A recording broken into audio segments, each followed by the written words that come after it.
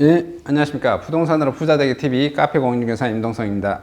오늘은 건설회사가 아파트 분양을 할 때 분양해 가는 그 시장에 따른 분양 단계에 대응하는 방법, 이것이 어떤 식으로 되어지는지 한번 알아보도록 해보겠습니다. 분양 시장이 이렇게 가장 화랑으로 되면 어떻게 하냐면 1단계가 그 고분양가를 책정한 것 같아요. 그리고 이자도 당연히 유이자로 처리하겠죠. 유이자로 처리합니다. 매달 그 중도금에 대한 이자도 분양자가 하는 거예요. 이게 안전이 이게 불붙고 그러면. 그 다음에는 마케팅 방법으로 좀 시장이 더 떨어지면 어떻게 하겠어요? 이자 후불제를 합니다. 분양가로 높이 책정하고도 이자도 후불제를 하고, 대부분 이게 이해하기 쉽게 말씀하시면, 아파트가 3억이었어요. 그러면 당신은 계약금 3천만 원만 집어넣고 이자는 후불제로 하고 투자하라. 그래서 3억짜리인데, 아파트가 3억짜리인데 3억이면 10% 놓고 예를 들어서 피 2천 붙거나 3천 붙거나 하면 3천 넣고 3천 먹으면 투자 수익률 100%잖아요. 그래서 그런 아파트 분양권 투자자들에 대한 그런 심리를 엄청 자극시키죠. 예, 그 방법이 있고요.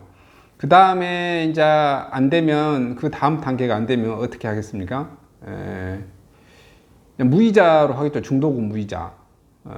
시장이 좀 더 안 좋으면 중도금, 그래서 중도금 무이자까지도 괜찮은 것 같아요.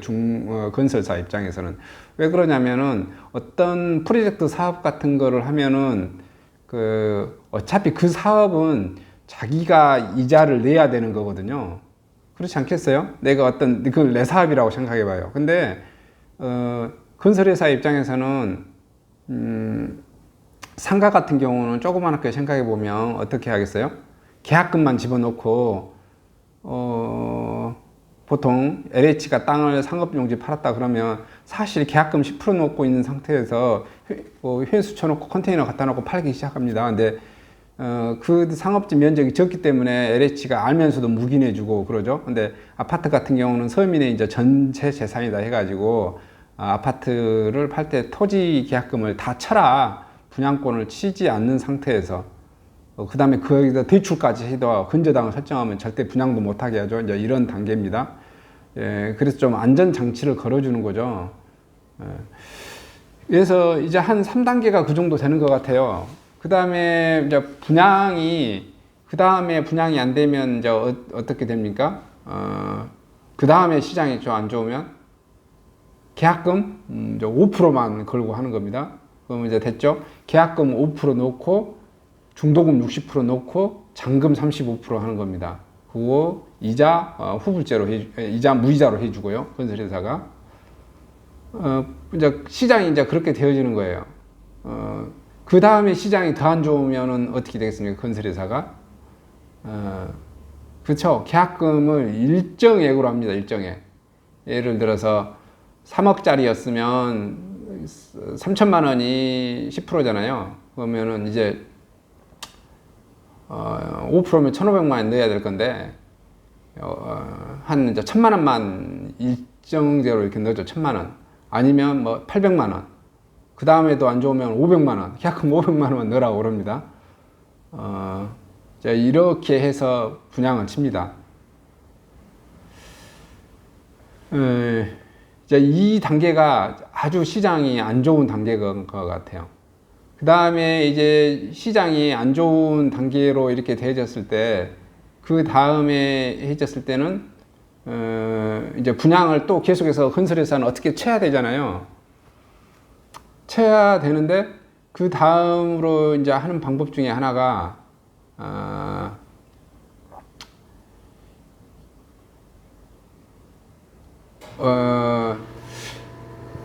분양자들한테,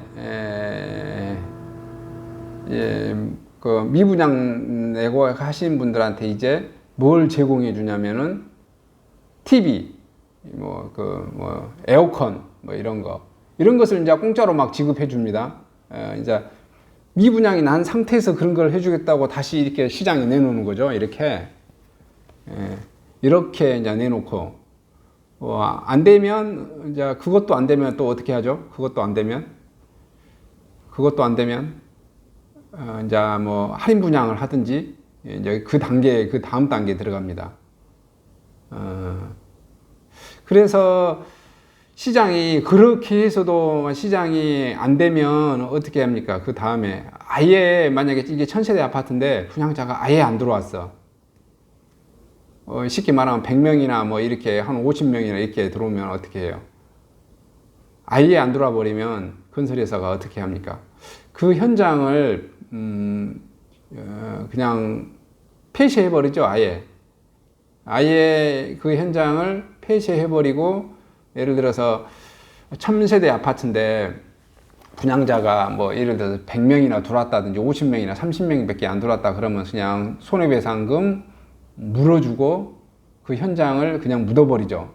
이 방법이 있고, 아니면은 그렇게 물어주고 나서 어떻게 합니까? 임대 분양으로 돌립니다. 임대 분양하면 그 국민기금을 동원해서 일단 그 대출금으로 땡겨와서 그 건물을 지을 수는 있으니까, 그리고 건물을 지어놓고 나면 실소유자는 있게 마련입니다. 항상 그 시세에 맞춰서 이제 내놓으면 되는 거니까.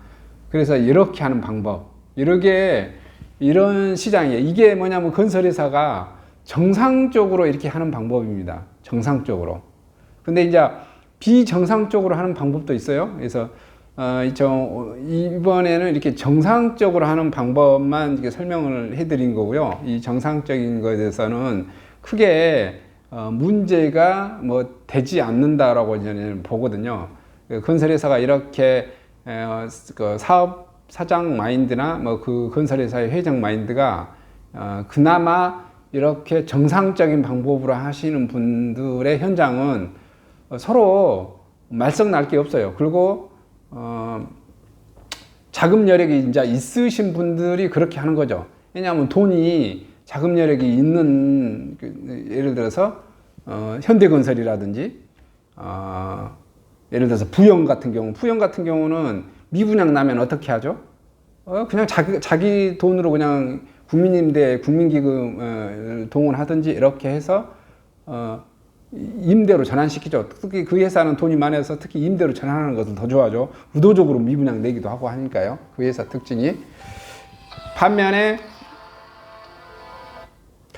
현대건설 같은 경우는 그 자기네들이 오판을 해서 잘못했을 경우는 어떻게 합니까?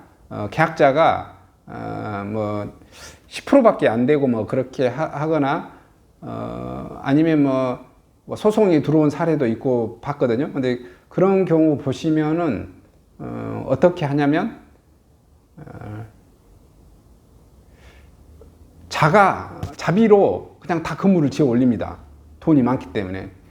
돈이 부족한 건설사 같은 경우를 보면은 어떻게 합니까? 법원이 야, 너네들 분양가 너무 많이 책정했어. 10% 할인을 좀 해줘라. 이렇게 하는데 10% 해가지고도 분양이 안 될 것 같아. 그런 경우는 법원이 이렇게 10% 할인하라겠는데 자기네들이 알아서 20% 할인해 준 경우도 있죠. 그러니까 시장에서 자기네들이 너무 과대 포장했다라는 것도 있죠. 그리고 이제 건설회사들이 이렇게 일반 사람들이 보면 건설회사들이 폭리를 엄청 취한다고 보는데 그렇게까지 제가 알기로는 이제 건설회사도 폭리를 취하지 않습니다. 건설회사가 보통 보시면 이걸 설명하기를 위해서 제가 먼저 설명했었는데 이게 거꾸로 좀 설명하네요. 건설회사는 땅을 보유하고 있는 시행사가 있어요. 시행사가 있고 이게 어떤 회사 하나가 보유하면 그게 시행사가 될 거고 만약에 여러 사람이 보유하면 그게 조합 아파트가 됐죠. 수백 명이 소유자가 되는 거니까. 그다음에 건물을 짓는 건설사가 있고 그다음에 거기를 분양을 전담하고 있는 분양 대행사가 있고 그 분양 대행사 밑에서 물건을 한 개라도 팔아주는 공인중개사가 있습니다. 이렇게 한 4개 파트가 있나요? 4개 파트. 그 다음에 하나 더 있다고 봐야죠. 이 건물을 설계하고 있는 설계회사가 있고 또 건물을 제대로 지으라고 하는 감리회사가 있고 그럼 총 몇 개인가요? 시행회사, 건설회사, 감리회사, 설계회사, 분양대행사, 공인중개사 6파트가 이렇게 돌아가니까 통상 근데 설계회사와 감리회사는 같이 겹쳐진 경우가 많아요.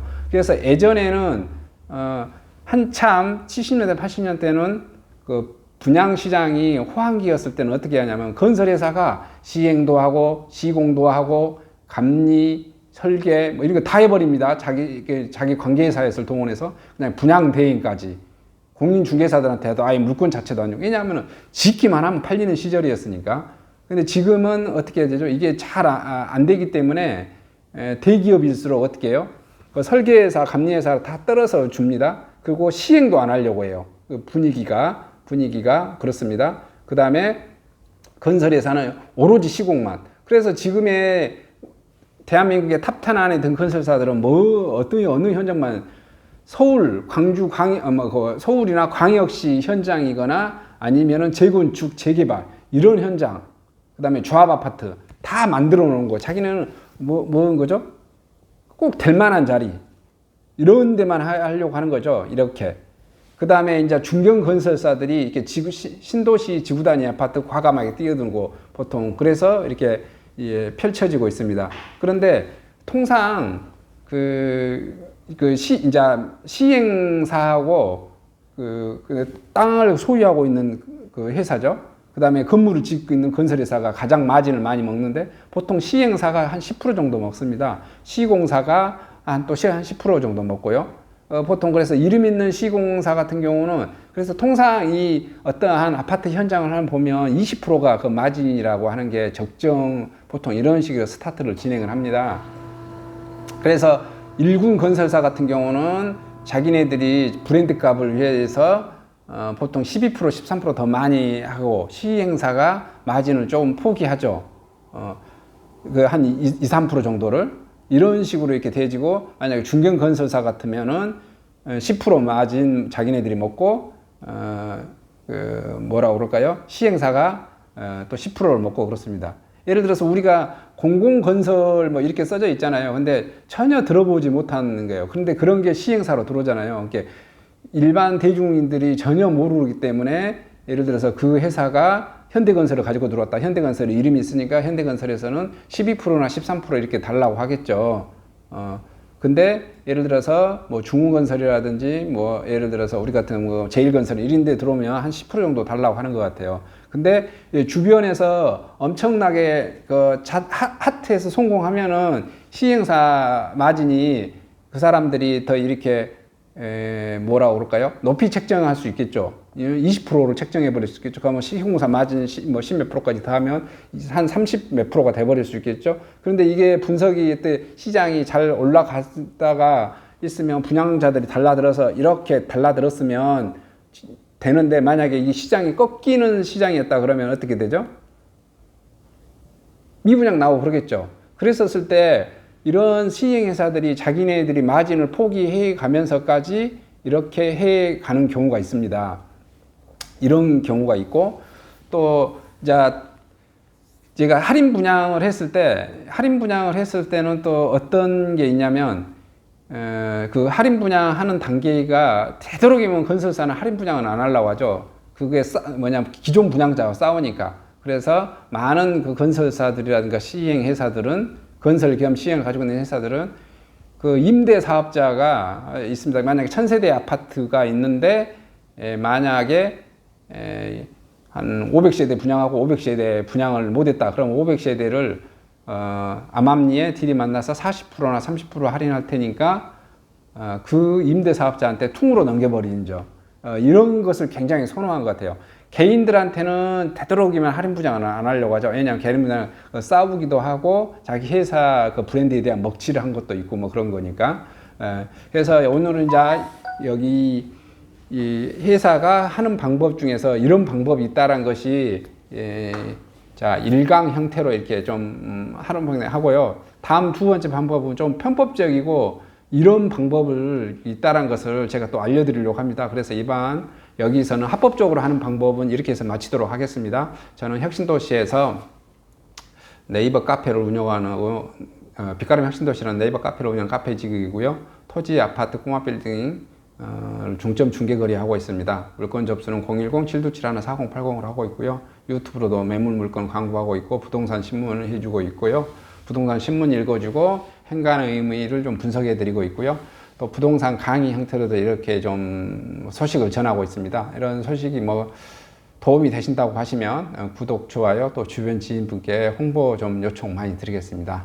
다음 강의 때 한번 이제 건설사가 좀 불법적인 방법까지 동원하는 방법이 어떻게 해결하는지 한번 알아봐야 될 것 같아서요. 왜냐하면 이것도 좀 알아야 그 시장에서 어떤 메커니즘으로 되는지 분양자들도 알 필요가 있을 것 같아서 한번 강의를 해보도록 해보겠습니다. 감사합니다.